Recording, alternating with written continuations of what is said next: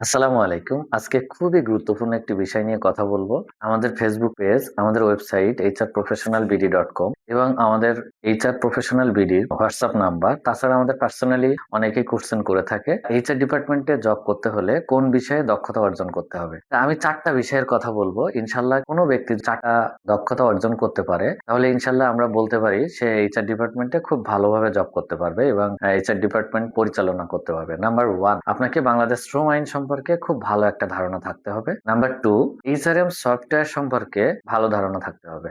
কারণ এই maximum industry গুলোতে দেখা যায় যে এইচআরএম সফটওয়্যারের মাধ্যমে এইচআর ডিপার্টমেন্ট পরিচালিত হয়। নাম্বার 3, এক্সেল সম্পর্কে ধারণা থাকতে হবে। কারণ অনেক অর্গানাইজেশন এখনো সফটওয়্যারে যেতে পারেনি। যেমন কর্পোরেট গুলো বা বিভিন্ন ছোটখাটো যে ইন্ডাস্ট্রি গুলো। সুতরাং আপনাকে এক্সেল এর মাধ্যমে এইচআর ডিপার্টমেন্টের যাবতীয় কার্যাবলীগুলো আপনাকে হ্যান্ডেল করতে হবে। এজন্য এক্সেল শিখতে হবে। নাম্বার 4, আপনাকে কমিউনিকেশন স্কিল ডেভেলপ করতে হবে। বিভিন্ন ডিপার্টমেন্ট বা বিভিন্ন মানুষের সাথে সুসম্পর্ক বজায় রাখতে হবে।